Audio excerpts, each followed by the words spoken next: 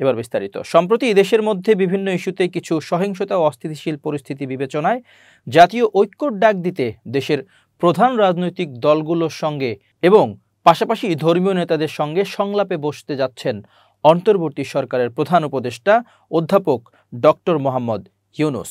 বুধবার প্রধান উপদেষ্টা দেশের রাজনৈতিক দলগুলোর সঙ্গে সংলাপ করবেন, পরদিন বসবেন ধর্মীয় নেতাদের সঙ্গে। প্রধান উপদেষ্টার প্রেস সচিব শফিকুল আলম বলেন, রাজধানীর ফরেন সার্ভিস একাডেমিতে এক সংবাদ সম্মেলনে এ তথ্য জানান।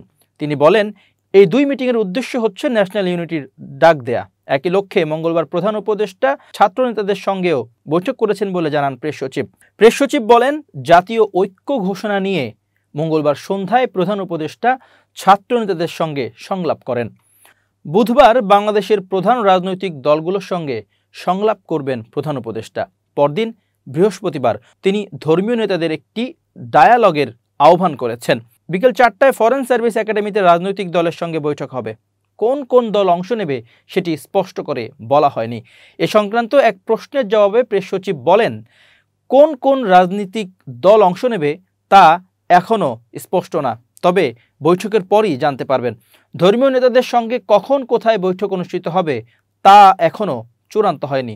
কোন ইস্যুতে জাতীয় ঐক্যের ডাক দিলেন প্রধান উপদেষ্টা ডক্টর মোহাম্মদ ইউনূস, এমন এক প্রশ্নের জবাবে শফিকুল আলম বলেন, ইদানিং কিছু ঘটনা নিয়ে বৃহৎ পরিসরে অপতথ্য ছড়ানোর প্রয়াস আমরা দেখছি।